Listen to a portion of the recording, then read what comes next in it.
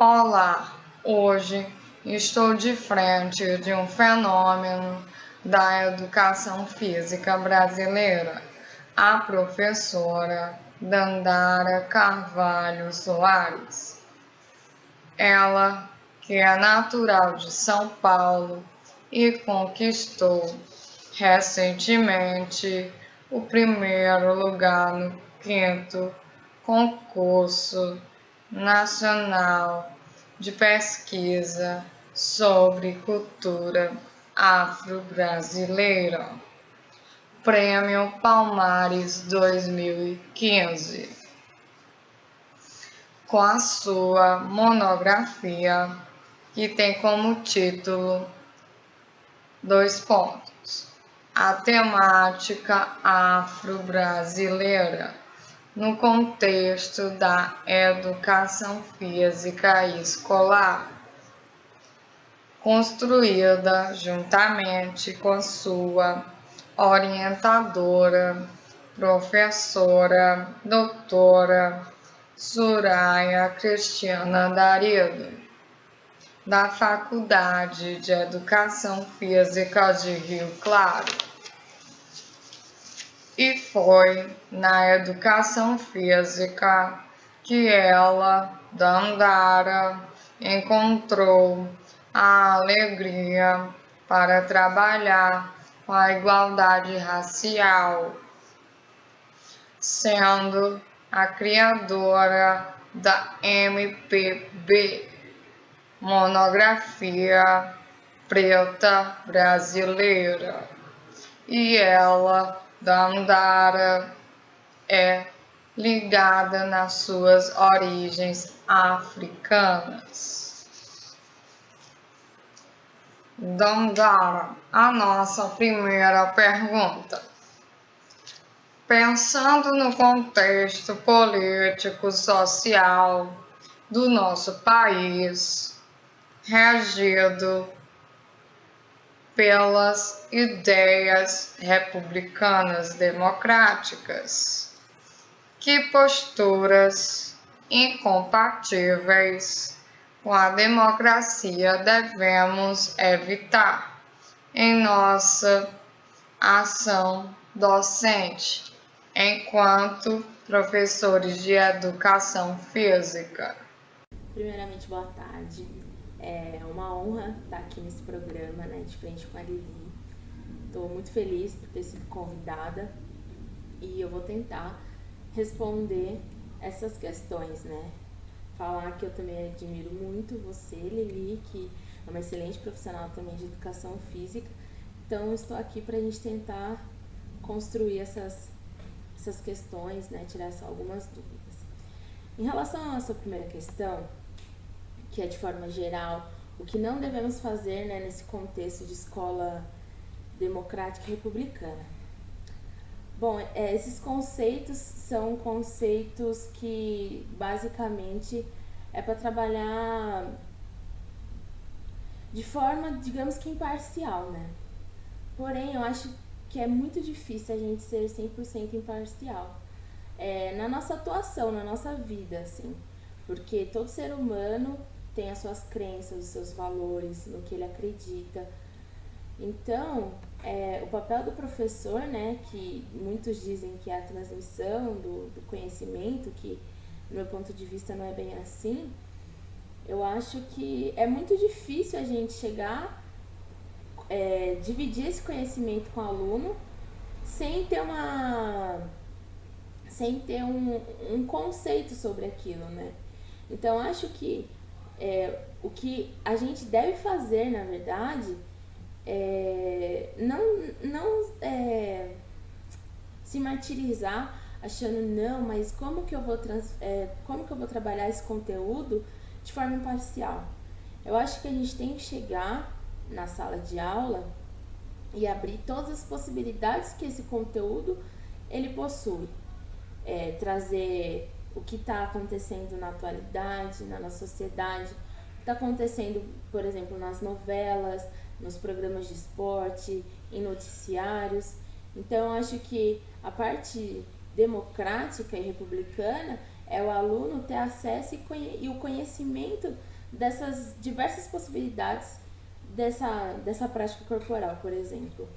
Porque eu acho que é muito difícil, ou então a gente não percebe, mas é fácil de perceber que o professor ele acredita em alguma coisa quando ele está passando esse conteúdo na sala de aula, né?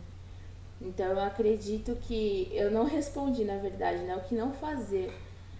Mas o que a gente deve fazer é isso, porque o que não fazer, eu acho que é... Dandara, segunda pergunta.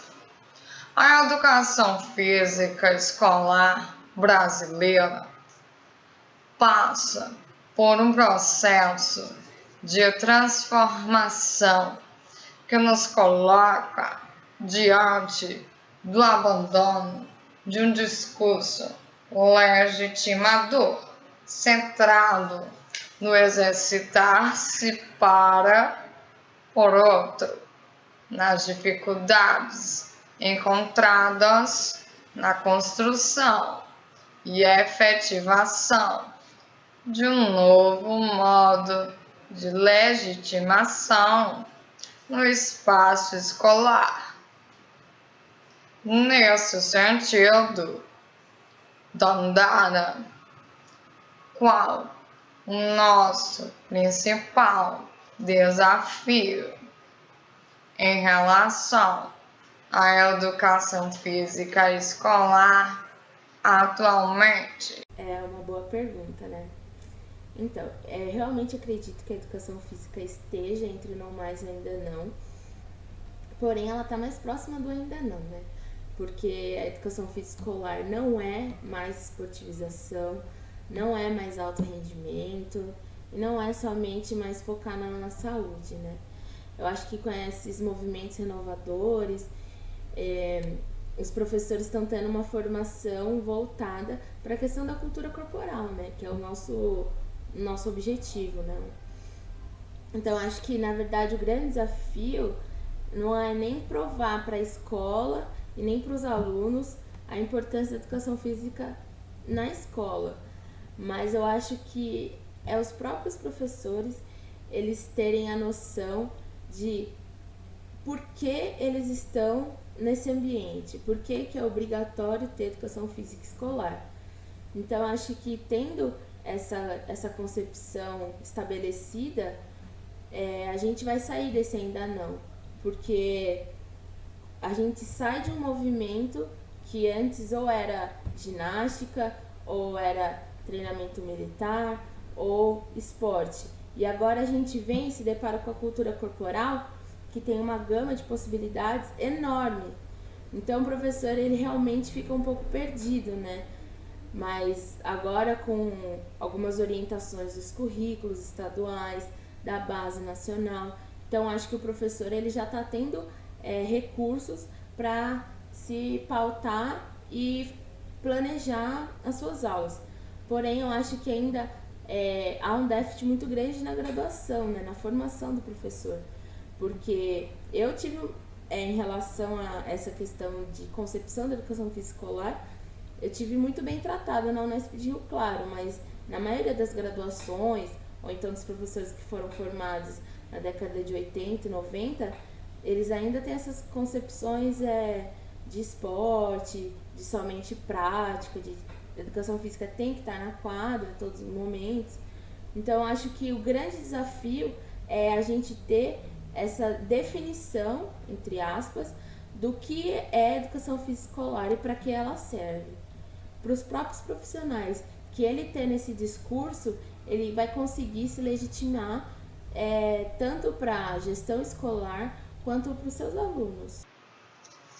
Para encerrar essa entrevista maravilhosa, Dandara, nossa última pergunta. A maioria dos profissionais que compõem a comunidade da educação física muitas vezes lamentam as discriminações que sofrem e reivindicam equidade no tratamento da educação física em relação às demais disciplinas que compõem a base curricular escolar do nosso país. Dandara, a que se deve esse estereótipo negativo da educação física? E como podemos inverter essa imagem negativa?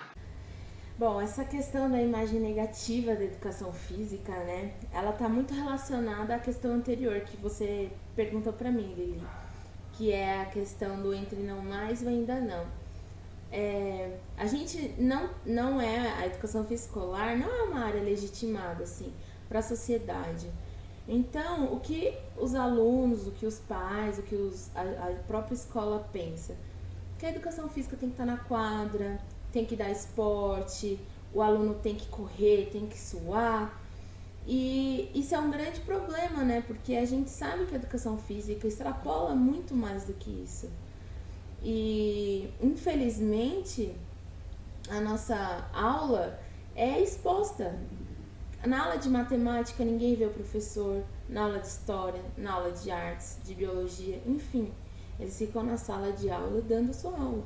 Já na educação física, ou fica próximo ao pátio, que é o recreio, ou fica logo na entrada. Então, a gente dá aula de uma forma muito exposta, que propicia muito as pessoas ficarem apontando o dedo, né? Então, eu acho que essa imagem negativa, ela vai de encontro com o que eu falei anteriormente. Quando o professor ele tem um discurso pautado, embasado de por que a educação física escolar ela é obrigatória e ele traz isso para sua prática, eu acho que isso vai começar a mudar essa imagem negativa. Só que é um trabalho assim muito difícil e eu acho que vai demorar mais um pouco, porque mesmo os professores ou até alguns diretores exigindo mais da gente, assim, não é só ficar na quadra. Mas aí quando tem algum evento, por exemplo, Dia dos Pais, Dias das Crianças, Festa Junina, eles querem tirar o tempo da aula de educação física. Ou então querem que o professor de educação física monte uma coreografia, monte uma peça, ceda suas aulas. E não tem reposição de educação física no final do ano. Então, acho que é uma questão também do professor começar a se colocar, né? É muito difícil, porque, por exemplo, como que o professor recém-contratado numa escola particular vai bater de frente com a diretora e falar assim, não vou fazer peça pro Dia dos Pais? Ele vai ser demitido. Então, a gente tem que olhar esses dois ângulos, né? E para encerrar o nosso programa de hoje, com vocês, uma palhinha de... Então você pode cantar. Enquanto eu corria, assim eu ia lhe chamar. Enquanto corria a barca, eu ia lhe chamar. Enquanto corria a barca, Corria a barca. por minha cabeça não passava não e não. Passava a cabeça. Somente só, assim vou lhe chamar. Assim você vai ser. Vai ser, né? Somente só, assim vou lhe chamar, assim você vai ser. Eu ia lhe chamar enquanto corria.